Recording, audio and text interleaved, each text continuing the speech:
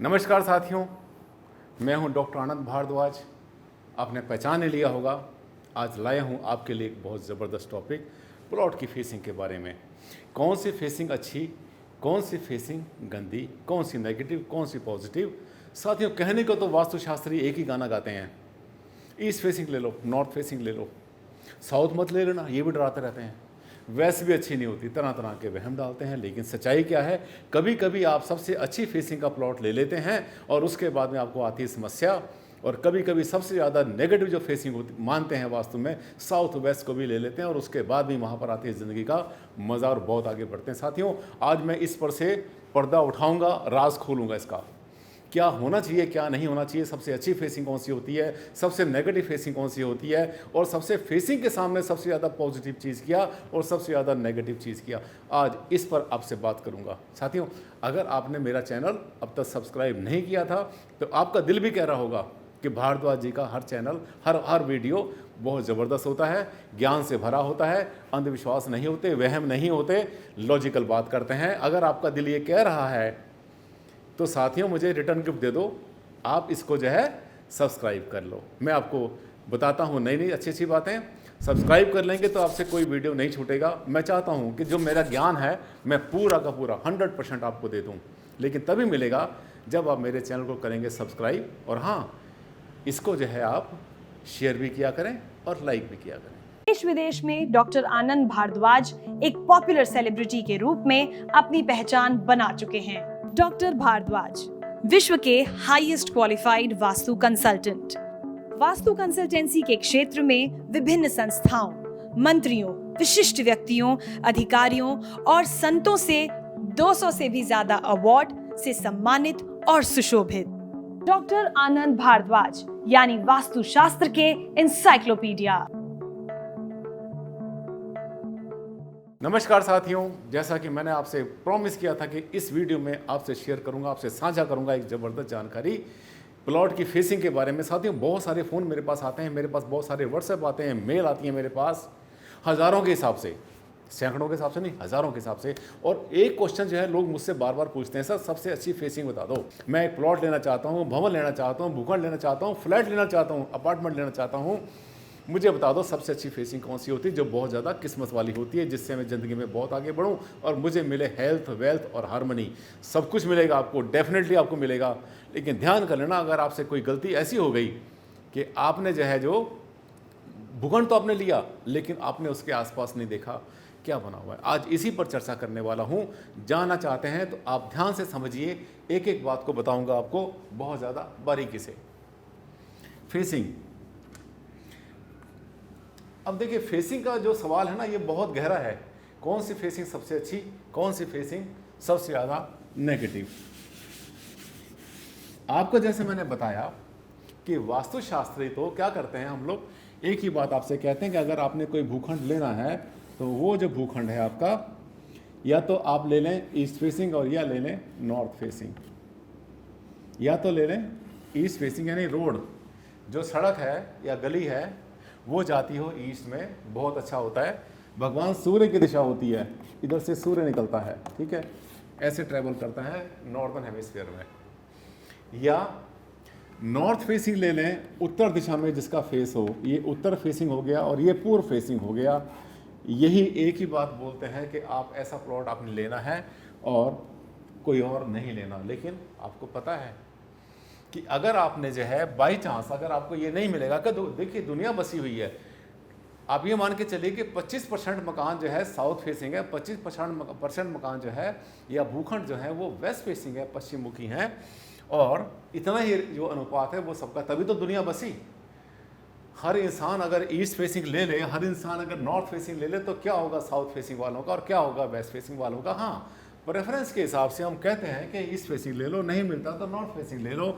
अगर नहीं मिलता, मतलब फर्स्ट प्रेफरेंस, सेकंड प्रेफरेंस और उसके बाद में थर्ड प्रेफरेंस आती है हमारी पश्चिम दिशा की, वेस्ट की, और ये भी नहीं मिलता तो फिर साउथ की ले लेते हैं, कोई ऐसी बात नहीं है। हमारी फोर्थ प्रेफरेंस होती है।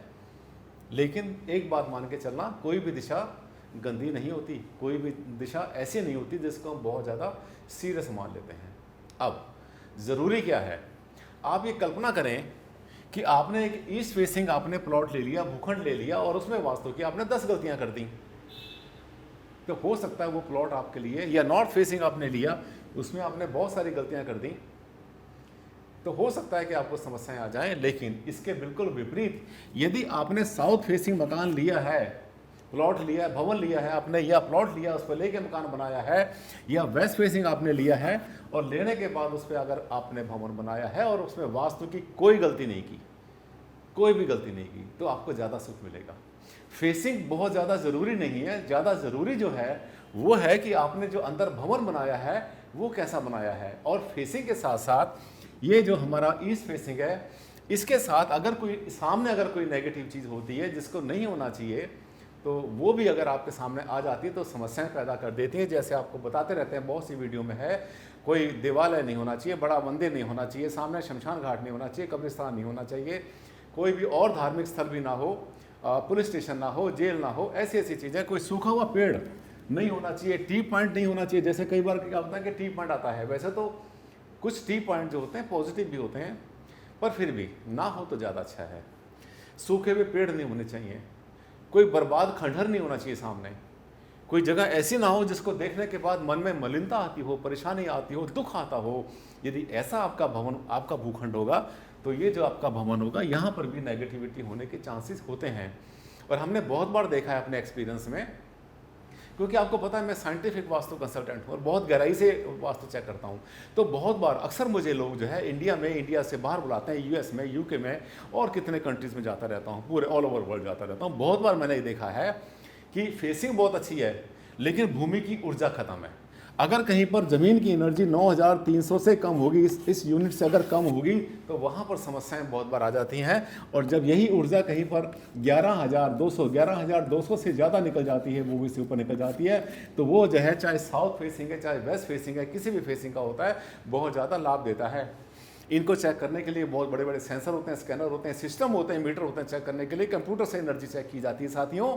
लेकिन ये हर कोई हमारी सेवाएं नहीं ले पाएगा, दूरी की वजह से भी। और फिर ये देखिए, ये आर्थिक इसमें जो है पहलू आता है, इसका मैं पैसा लेता हूँ क्योंकि इसमें मेरा भी खर्चा होता है। तो मैंने आपको बहुत सारे वीडियोस में ये भी बताया है कि आप मेरे बिना वास्तु कंसल्टेंट के भी ऊर्जाओं का अनुमान लगा सकते हैं कि ये जगह पॉजिटिव होगी या नेगेटिव होगी, बिना किसी सेंसर, स्कैनर या कंप्यूटर के। मीटर नहीं चाहिए आपको।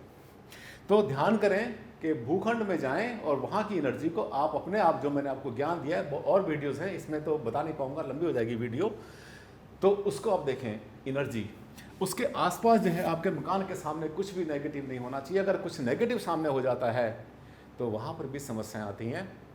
और इसके बाद अगर आप भवन बना रहे हैं, साउथ फेसिंग बना रहे हैं या वेस्ट फेसिंग बना रहे हैं, तो ध्यान करना कि वास्तु की एक भी गलती आपसे नहीं होनी चाहिए। लोग क्या समझते हैं, लोग ये सोचते हैं कि मैंने किचन वास्तु से बना ली, और मास्टर बेडरूम वास्तु से बना लिया, पूजा स्थान बना लिया, हो गया वास्तु। ऐसा नहीं है। वास्तु की गहराई बहुत ज़्यादा होती है। इसमें कलर कैसा करेंगे, पेंट कैसा करेंगे, कौन कहाँ पे सोएगा, छत का कलर कैसा होगा, फॉल सीलिंग कैसी होगी, बिजली के जो 16 एम्पियर होते हैं, 16 एम्पियर, वो वाले पावर पॉइंट कहाँ लगाए जाएंगे, सीवर की लाइन कहाँ से जाएगी, इसके अलावा एसी कहाँ पर आएगा या आपका कूलर कहाँ पर आएगा, पैसा कहाँ पे रखेंगे, आपके किचन का पत्थर कैसा होगा, टॉयलेट का जो है इंटीरियर होगा कलर कैसा होगा, किचन का इंटीरियर कैसा होगा, ये भी ध्यान करना। स्लोप ढलान कैसा होगा, पेड़ पौधे कौन से लगाएंगे आप, कौन से नहीं होने चाहिए, जूते झाड़ू कहाँ रखे जाते हैं, ये भी आपको पता होना चाहिए।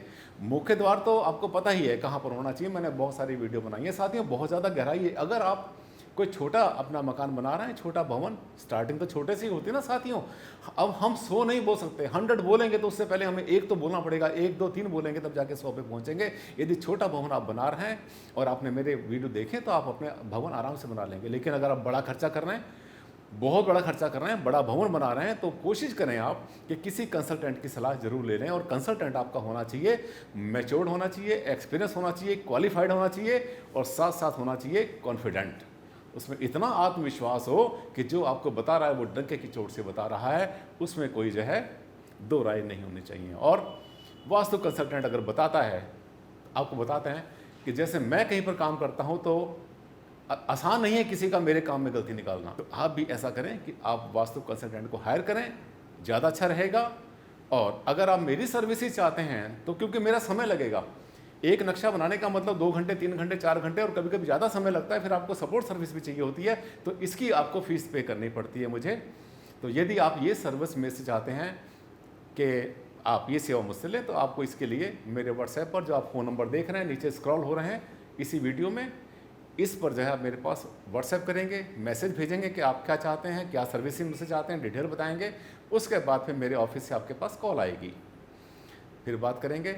यदि आपने मकान अभी नहीं बनाया और प्लानिंग कर रहे हैं मकान बनाने की, तो वास्तु के अनुसार बनाएं, तभी आपको लाभ मिलेगा। क्योंकि वास्तु जो है ऊर्जाओं का विज्ञान है, इसमें कोई तंत्र मंत्र यंत्र झाड़ फूंक इसमें नहीं होती, ये सब विज्ञान है। लाभ लेना चाहते हैं तो आप मेरे वीडियोस को देखते रहिए, आखिर तक देखते रहिए, हर वीडियो देखिए, भरा पड़ा है और मेरे पास पूरा समुद्र है एक तरह से वीडियोस का, और अभी लगातार बन रही है वीडियोस, आगे बनती रहेंगी। अगले वीडियो में आपसे फिर मुलाकात करेंगे, एक नया टॉपिक लेंगे, आपके यूज़फुल हो, बहुत ज़्यादा आपके लिए काम का होगा, बहुत यूज़फुल आपके लिए होगा। तो तब तक के लिए दें मुझे इजाज़त, अगले वीडियो मिलते हैं, तब तक के लिए नमस्कार, धन्यवाद, थैंक यू और अपना ध्यान रखें।